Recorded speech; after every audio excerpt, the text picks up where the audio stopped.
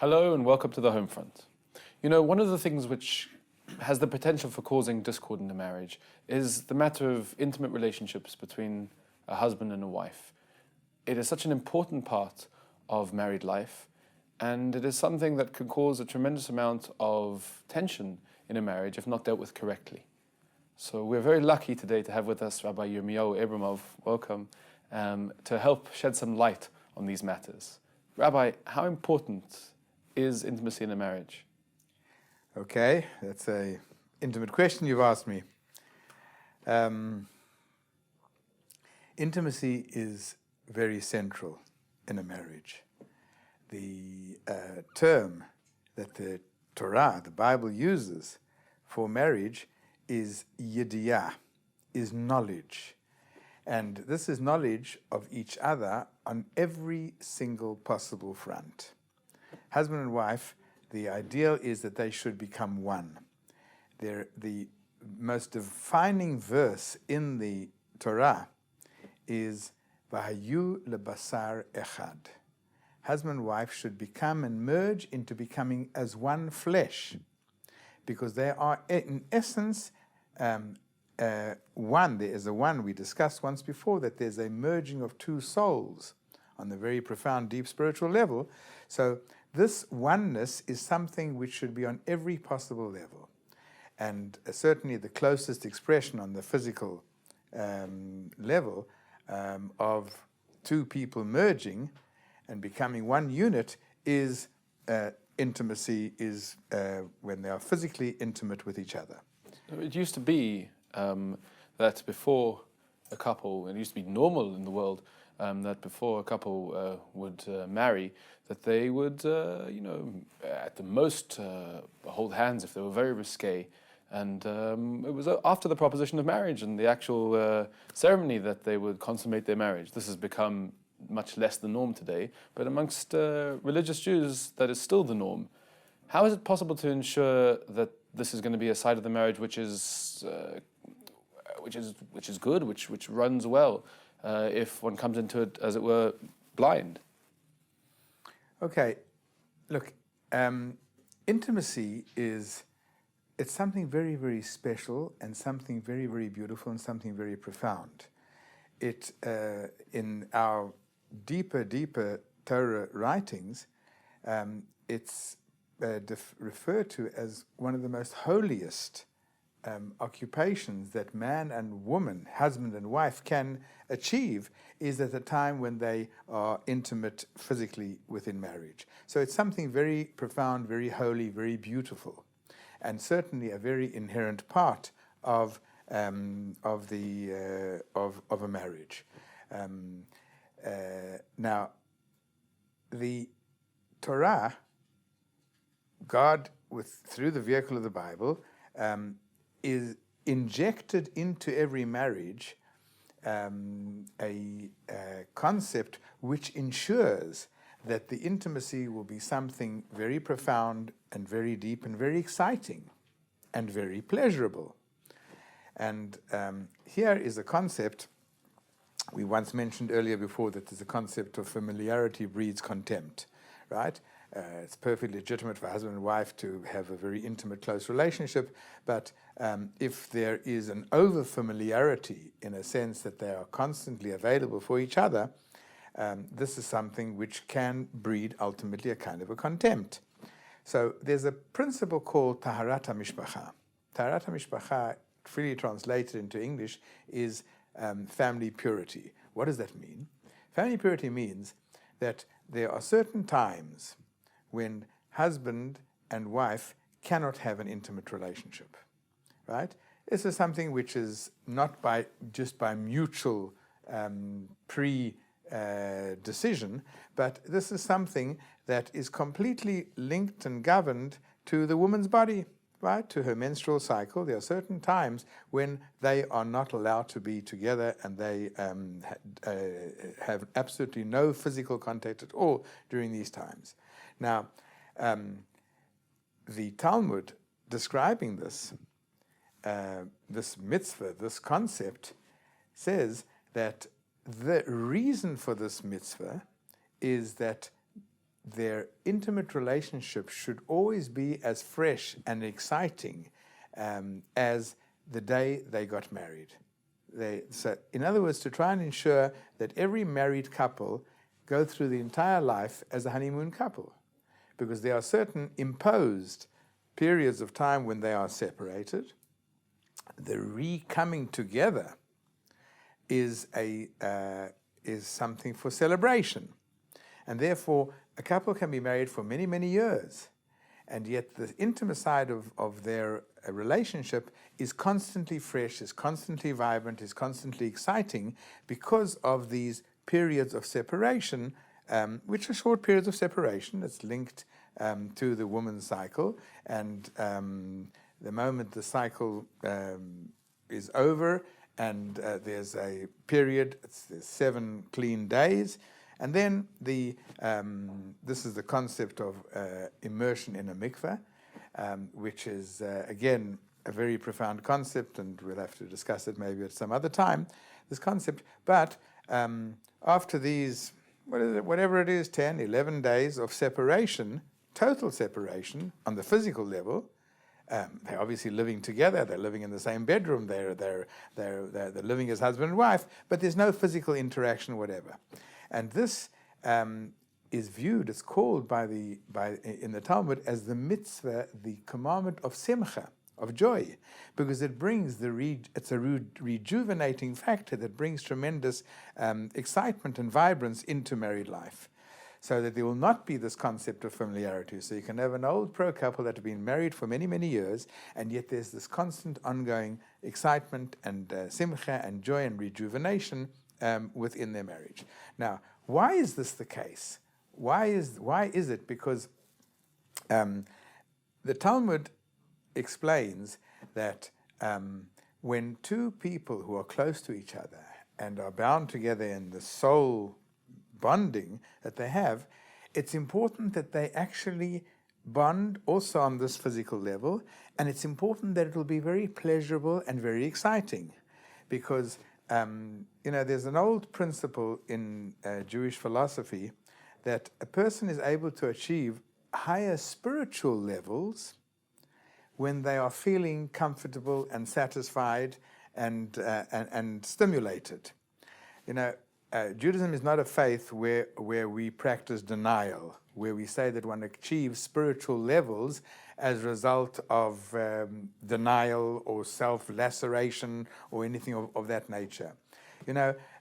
Take, for example, the Sabbath. Sabbath is a very profound holy day, and yet we Jews spend most of the day eating a lot, drinking, having the finest foods, dressed in the finest physical clothes, and the environment is very, very pleasant, because one can only achieve spiritual heights when the body is comfortable and satisfied. And therefore, this concept of intimacy is also, by the way, it's also encouraged that physical intimacy should take place on a Friday night on the Sabbath, because it's such a profound holy day, and this is a holy, profound act. So you're saying how important it is, Rabbi, that we should be connected, a husband and wife should connect very deeply on that level. What happens if they don't? If couples come to you and they're having a problem in that environment, in that particular part of their marriage, how do they go about trying to rectify such a situation? And are there times when it just can't be rectified? I mean, some people just not compatible? No. We have a basic belief: husband and wife get married, they are certainly compatible. And it's a question of, again, there can be disturbances, and I'll explain what these disturbances can be. There can be disturbing factors which are getting in between them, and these need to be removed. Sometimes it's something which is deep-seated in the early childhood. And these, with proper counseling, rabbinic counseling, there are trained people today. There's a whole, many rabbis and the counterpart, the women rabbaniot, many of them undergo specific training that they can counsel marriages, and specifically in the areas of intimacy, because this is something which people need to learn, that true, it's a natural human bodily function driven by desire. But there are definite, it's within certain bounds. And here, let me move into another arena, and that's a very important arena. Once people get married, husband and wife get married, the process of marriage is called kiddushin. Kiddushin has many connotations. Kiddushin means holy, but also means separating, something which is separated. Husband and wife, once they get married, they are separated from the rest of the world. No one else in this world can have any has any access to them, certainly on the physical, intimate level. In other words, they are now separated. They are now one unit, functioning together as one, and they need to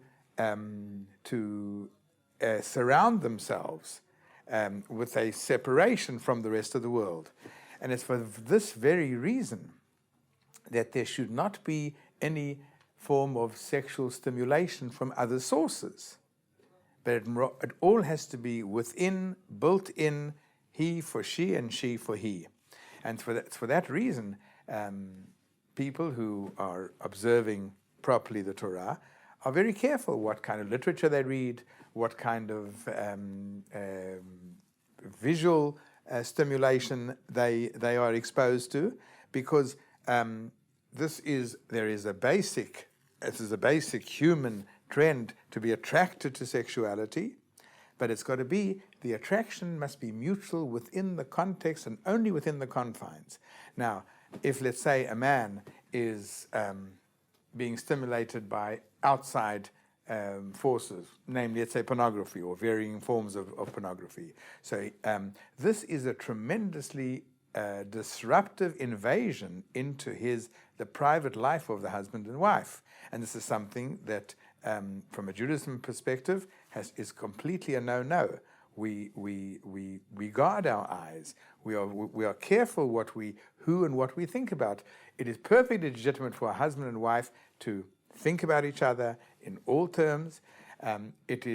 Since it is recommended that their relationship should be intense and deep and profound and pleasurable, the intimate relationship.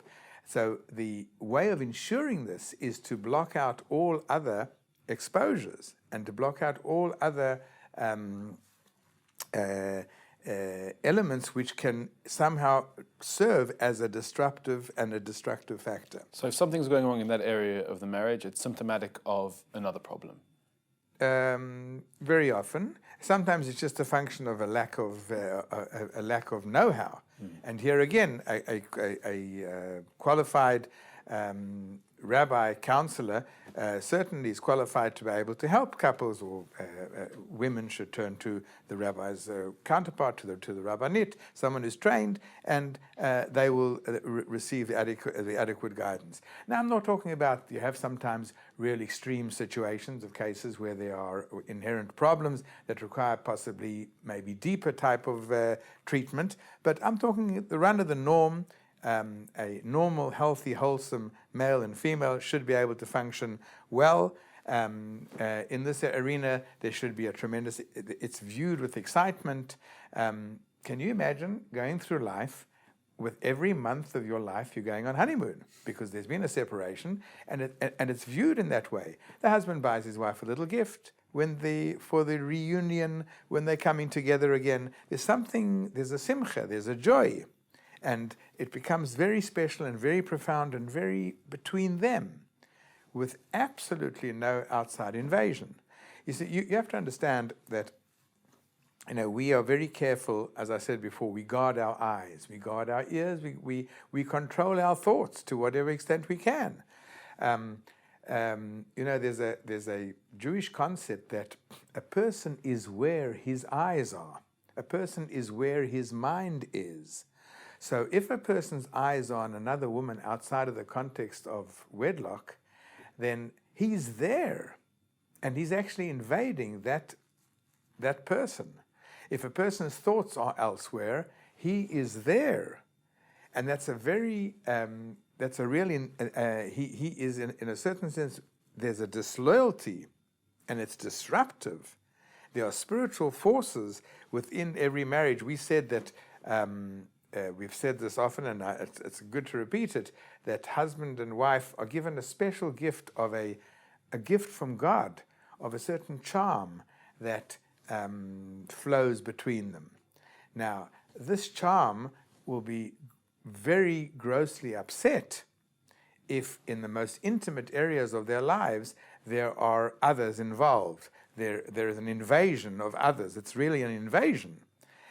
Or if a person, his eyes or thoughts or heart is elsewhere, it's the most extreme form of disloyalty that there can be. And it will be disruptive within the nature of the relationship. And it's precisely for that reason that a woman should be careful also about how she exposes herself to other men, right? Inherent in Judaism is a concept of modesty. Now, why are Jewish women expected to dress in a modest fashion? Because they don't want to attract the eyes of others to their beauty. A woman, by definition, says the Talmud, there's beauty in a woman. But this beauty is reserved for her husband. And it's for that reason precisely why Jewish women should conduct themselves with a certain modesty. The modesty is keeping the outside world. They have to contain their femininity within, because all of it is there for the husband. So there's something very special about the fact that she's so special that only she is there for him and only he is there for her. And it's something very profound and something very beautiful once they have this concept. So we have to, in a certain sense, block out the rest of the world. And so men are not casting their eyes all over the place to areas that are not theirs, because, as we said, they're actually going elsewhere. And women are containing their femininity within, in order that that her beauty is exclusively retained for him and only for him. So, in a few words, if you want the intensity, you have to have the intimacy. One doesn't come without the other. If you're trying to have an intense relationship, especially in the area about which we're speaking, that is the best it can be, there's no room for anyone else. Absolutely, absolutely. That's not a popular message, Rabbi, today.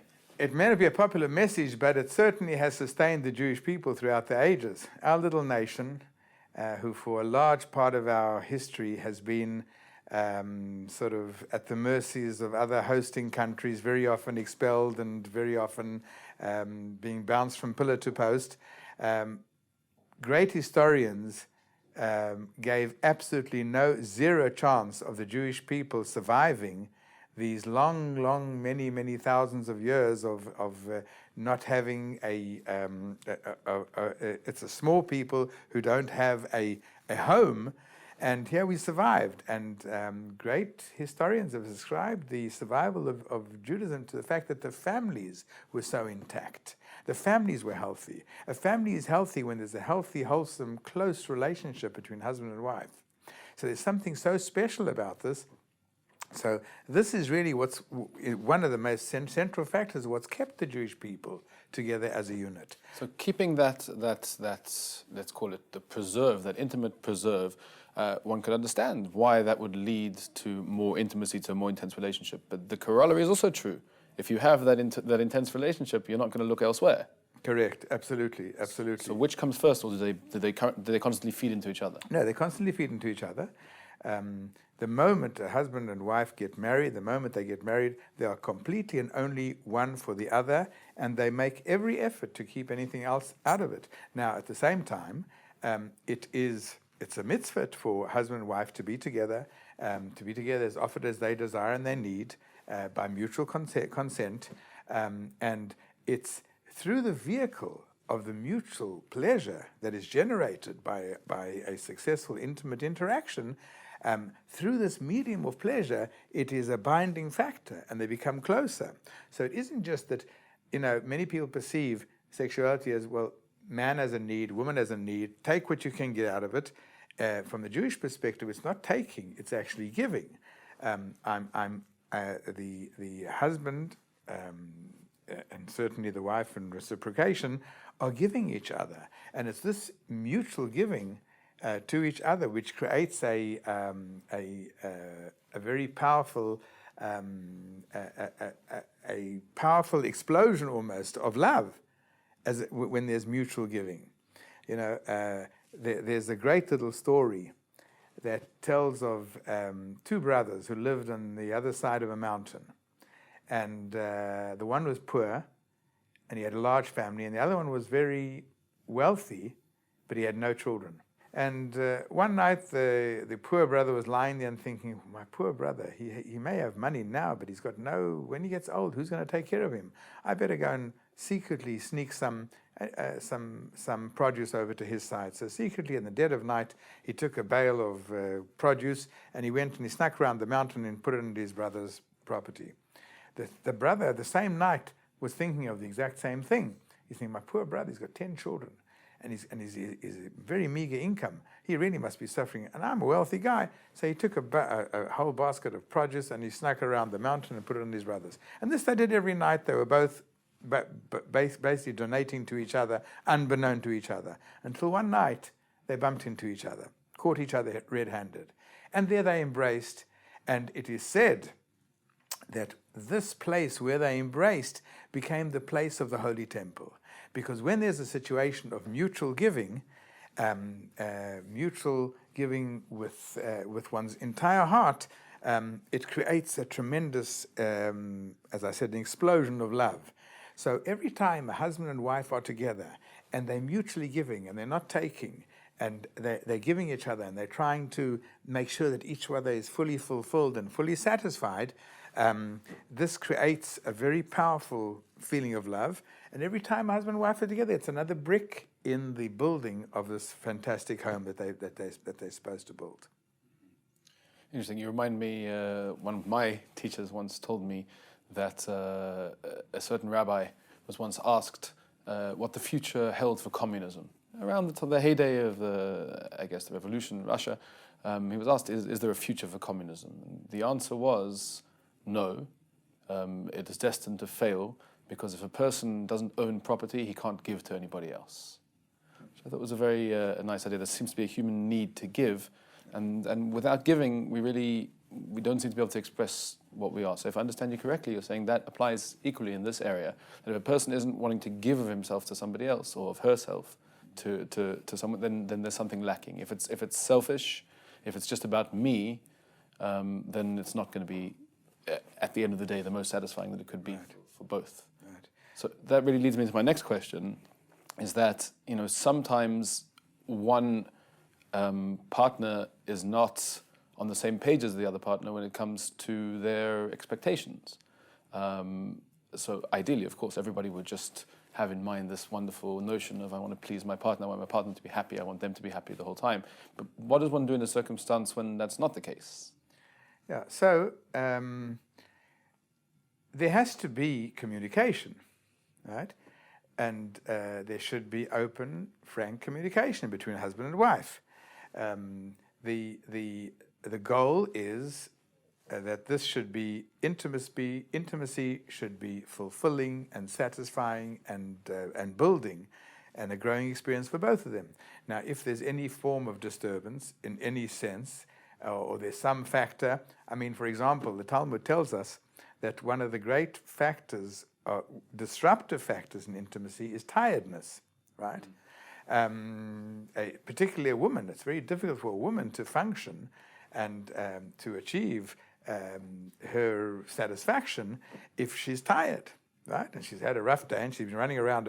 She's been running after a group of toddlers, for the whole day, and she's exhausted. Exhaustion is a very, very difficult thing to overcome in order for the body to be fully functional. So therefore, the halachic principle is that both of them have to be completely willing and completely into it, and they have to make the provisions that they will be rested, that they will be relaxed. There has to be a very, very positive atmosphere prevailing between them, right? It's not just a question as when they get into the bedroom and shut the door that then it begins. It begins in the morning.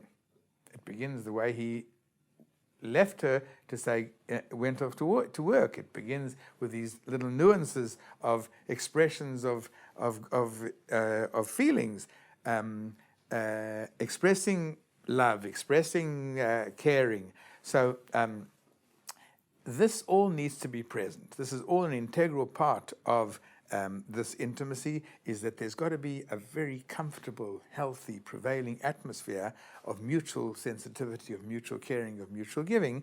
Then the body in line starts functioning and functions properly, and there's they will find their pace with each other, and they'll discuss with each other, and they'll find out where there are issues. But of course, there's got to be a frank communication between them. That there was a great halachic philosophical authority called the Rambam Maimonides. Maimonides says that both parties have to be absolutely and totally into it and willing and willing partners. Now, if there's an ongoing problem, then they need to see some rabbinical authority, male or female, to help them along with this if there's something inherent ongoing. But in the normal run of things, people have desires. There are good, positive feelings between the husband and wife. So there's no reason why things should not function as long as they're watching these two main issues. It seems to be an important point that you brought up almost in passing, but it seems very central, that sexuality is just a part of intimacy. Really, intimacy is throughout the whole day, throughout your whole lives together, and that will translate, or should translate, into satisfaction in that area of a marriage.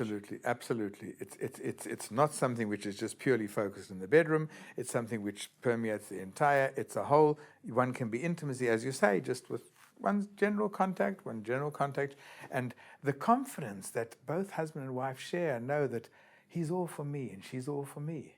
And they're not anywhere else. They're not thinking, and they're not looking, and they're not being looked at. That's a very, very powerful factor. She's reserved for me, he's reserved for me, as well as if we add this an additional ingredient of what we call tarat hamishpacha, this family purity, whereby there are these breaks, objectively imposed breaks. Not that one of them says, well, let's take a break for a week, but it's an objectively imposed break. There was an experiment conducted many years ago in Harvard University, where they came to the conclusion that this over-familiarity and not being able to pace themselves was causing a problem in this area of intimacy. So they took couples and they suggested to them, work out breaks between the two of you, and the whole experiment collapsed. In this case, in the case of Judaism, there is an objective factor which is not given to discussion at all. It's an objective factor. It's dictated by the woman's body, and the woman's body will determine when the husband and wife, and these are very clear-cut, it's a very clear-cut halachic issue over here, that there are certain times when they just cannot be together, and that it's by mutual consent. They know, and so they gear up. They gear themselves up when the time is to be together again. So when you've got this added element of excitement injected into the marriage through these laws of Tarat HaMishpacha, and when you have this completely mutual exclusivity, excluding the rest of the world, and they're only for each other, it's already, you're a long way towards a very successful, intimate relationship. Thank you, Rabbi. So it seems intensity leads to intimacy, intimacy leads to intensity, and the more we are able to be just for our spouse, the more further along the road we'll be to having a happy and successful union.